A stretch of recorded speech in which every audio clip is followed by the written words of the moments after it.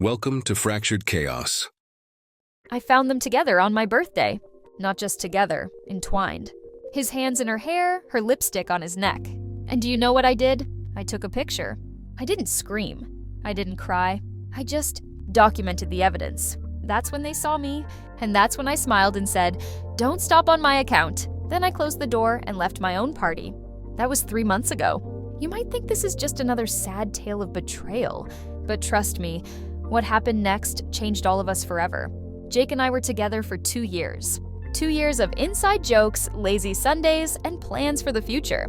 He was the guy who remembered how I liked my coffee and scent flowers just because it was Wednesday, and Mia, my best friend since freshman year of college, the person who held my hair back when I was sick, who knew all my passwords, who helped me pick out Jake's birthday gifts. I met them both on the same day, actually, orientation week. Jake was the charming guy leading campus tours, and Mia was my randomly assigned roommate. It felt like fate back then.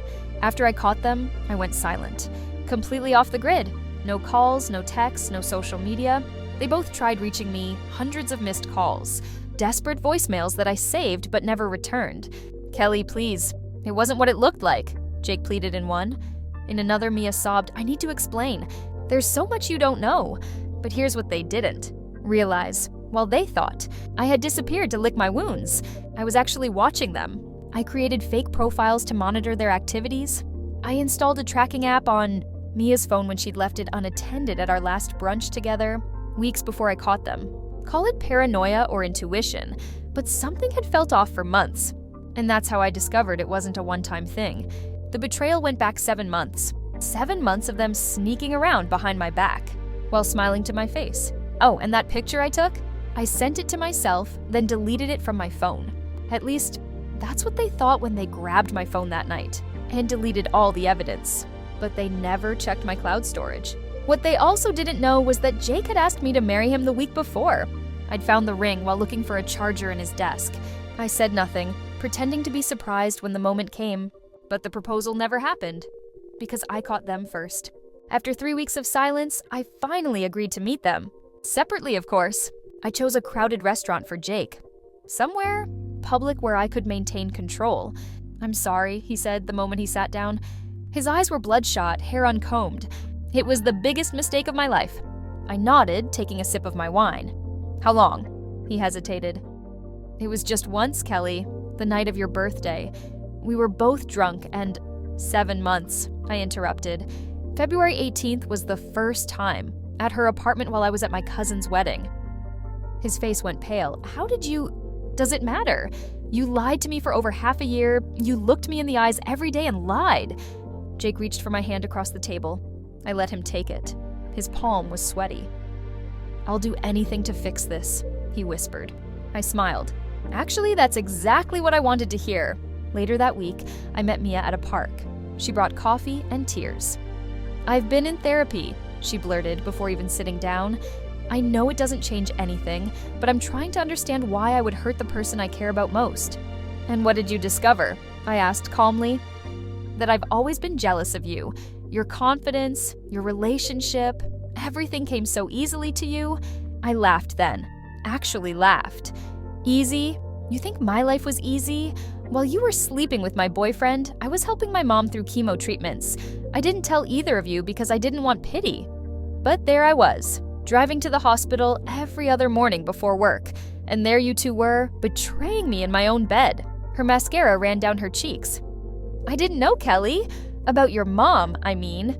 Because you never asked. You were too busy asking about my schedule, when I'd be gone, when I'd be back, planning your little rendezvous, right?" She didn't deny it. "I want you to do something for me," I said, handing her an envelope. "Anything," she whispered. The envelope contained printouts of all their text messages to each other, messages I'd recovered from the backup of Jake's phone that he'd synced to my laptop months ago. Messages where they laughed about deceiving me, where they planned their next meeting while I was sitting in hospital waiting rooms. And a note from me that simply read, "He's still lying to you too." The thing about betrayal is it makes you reevaluate everything. Every late night at work, every girls' night she canceled, every dead phone excuse. But it also makes you creative. I decided to play a game. I texted Jake, "I miss you. I think we can work through this." I texted Mia. I can forgive you, but I need time. Then I invited them both to dinner at my apartment. Different nights, of course. Jake arrived first on Tuesday with flowers and promises. I wore his favorite dress, cooked his favorite meal. We drank wine. I let him kiss me. "I've missed you so much," he murmured against my neck. "Prove it," I challenged. That night, I recorded everything on the hidden camera I'd installed. Not for blackmail, I wasn't that person, but for something else entirely. When Mia came over on Thursday, I did the same. Favorite meal, lots of wine, heart-to-heart conversations. "He never made me feel the way he made you feel," she confessed after her third glass. "It was always about you, even when we were together." "Is that supposed to make me feel better?" She shook her head. "No, but it's the truth. He loves you, Kelly. He made a mistake. We made a mistake. But he loves you." I nodded thoughtfully. "Would you give him up if I decided to forgive him?" "In a heartbeat," she promised.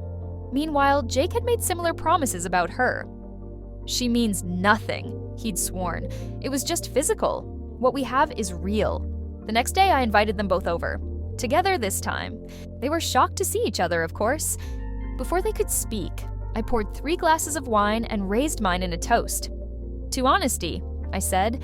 Then I played the recordings. Back to back, their faces morphed from confusion to horror as they listened to each other's exclusive confessions and promises from earlier that week. What they didn't notice while they were watching the recordings was that I was packing a suitcase. When the videos ended, I stood up, grabbed my bag, and said, "The apartment is paid through the end of the month. You two clearly have a lot to discuss. Oh, and Jake, that promotion you've been hoping for? Check your work email. Your boss received some interesting information about how you've been falsifying client reports." That should have been the end of it. My revenge executed perfectly, my exit dramatic and final. But 2 weeks later, while staying at my sister's place, I received a package. Inside was a flash drive and a note. "Before you disappear completely, you should know the whole truth." Against my better judgment, I plugged it in. The video showed Jake talking to someone off camera, date stamped 3 months before I caught them together. "Kelly can never know," he was saying. "It would destroy her." The camera panned to reveal not Mia, but my older sister Emma. My head spun. Emma, who had comforted me after I caught Jake and Mia, who had given me a place to stay, who had encouraged my revenge plan. The video continued, showing Jake and Emma arguing. "This was supposed to be a one-time thing," Jake hissed. "Now you're threatening to tell her about us if I don't break up with her? That's insane." "She deserves better than you," Emma replied coldly. "End it, or I'll end it for you." The video cut to another clip, Emma meeting with Mia at a restaurant I didn't recognize. "He's using you," Emma told Mia. "Just like he's using Kelly. He told me everything, how he planned to string both of you along." My sister, it seemed, had orchestrated the entire affair between Jake and Mia, manipulating my best friend by feeding her lies about Jake's supposed true feelings for her. I confronted Emma that night. She didn't deny it. "You've always had everything handed to you," she said, echoing Mia's words. "Perfect grades, perfect job, perfect boyfriend. But Jake wasn't perfect. Far from it. He hit on me first, Kelly, at your housewarming party. I thought you should know what kind of man you were with." "So you slept with him? Then pushed him toward my best friend? That was your solution?" Emma had the decency to look ashamed. "It started as wanting to protect you. It evolved into something else." "The flash drive," I said suddenly. "Who sent it?" Emma paused. "Jake did. After you exposed him at work, and to Mia, he decided you should know everything, even the parts that hurt him. I took a risk then, the biggest one yet. I texted all 3 of them, Jake, Mia, and Emma, to meet me at the pier where Jake and I had our first date. The sun was setting when they arrived, one by one, keeping their distance from each other. The air was thick with tension and the sound of waves. "I've had a lot of time to think," I began, "about betrayal, about forgiveness, about who I want to be." I turned to Mia first. "You were my best friend. And yes, you betrayed me in the worst way. But you were manipulated by both Jake and Emma. That doesn't excuse what you did, but it explains some of it." Next, I addressed my sister. "Emma, your jealousy destroyed multiple relationships, not just mine with Jake, but my friendship with Mia and now my trust in you, all because you couldn't be happy for me." Finally, I looked at Jake. And you, the center of this twisted web, sleeping with my sister, then my best friend, lying to all of us. I know an apology isn't enough, Jake started. I held up my hand. No, it's not. But here's what's going to happen now. From my bag, I pulled out 3 envelopes. Inside each one is a single question. Answer it honestly, completely honestly, and we can all move forward. Lie, and the evidence I've gathered goes public. To friends, family, employers, everyone. They each took an envelope with shaking hands. Mia opened hers first. Did you sleep with Jake because you wanted to hurt me? She read aloud. After a long pause, she whispered, No. I slept with him because I'd always wanted what you had. And for once, I got it. Emma went next.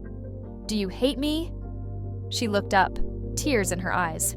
No, I've always loved you, Kelly. I just couldn't stand being in your shadow anymore. Jake was last. He opened his envelope slowly.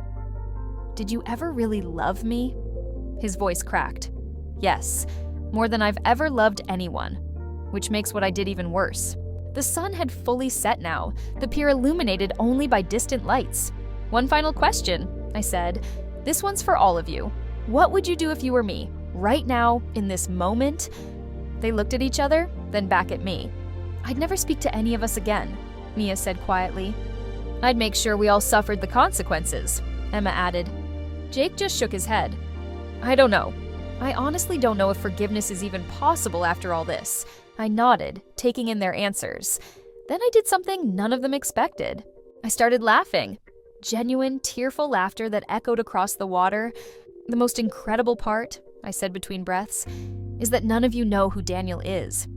Their confused faces said it all. Daniel, my therapist, the man I've been seeing 3 times a week since I found out about all of you, the man who helped me realize I deserve so much better than this toxic mess. I reached into my pocket and pulled out my phone. Daniel, I said into it, you can join us now. A tall figure emerged from the shadows of the pier, but as he stepped into the light, their confusion only deepened. This isn't a therapist, Emma said. This is my new boss, I finished for her. And yes, also my therapist. He's licensed in both fields. He's been helping me work through my trauma while also offering me a fresh start, a job across the country, away from all of you. Daniel stepped beside me, not touching me, but clearly supporting me. I start next week, I continued, and this little gathering was my graduation assignment. Confront your past without being consumed by it, he called it. I looked at each of them one last time. I don't forgive you. Not yet. Maybe not ever. But I'm also not going to let what you did define me or my future. So, this is goodbye. I turned to leave, then stopped. Oh, and those envelopes? The threats about evidence going public? Empty. There is no more evidence. I deleted everything last week. Your answers were for me, and for yourselves, to see if there was any truth left between us. With that, I walked away. As I reached the end of the pier, I heard Mia call out, Kelly, wait! I paused but didn't turn around. Are you happy now? She asked, her voice small against the sound of the waves. I looked out at the dark water, feeling the weight of the past few months finally lifting from my shoulders. I'm getting there, I answered honestly, and that's enough for now. 6 months later, my phone buzzed with a text from an unknown number. It was a link to a social media post, a photo of Jake and Mia together at a restaurant, his arm around her shoulder. The caption read, Sometimes the wrong path leads you to the right person. C'est my past's new beginnings. I smiled, closed the app, and turned to Daniel sitting across from me at our own dinner table. Not my boss anymore. That would have been inappropriate. But still my friend. Still the person who helped me find my strength. Good news? He asked. I shook my head. Old news? I corrected. And as for me, I looked down at the pregnancy test on the table between us, its 2 pink lines clearly visible. I've got much better things to focus on now. Some people might call it karma that Jake ended up with Mia after all that manipulation and betrayal. Others might call it a twisted kind of justice. But I just call it their story now, not mine. Because while they're still tangled in the same web they wove together, I've built something new, something honest, something real. And honestly, Being the villain in their love story was the best thing that ever happened to me.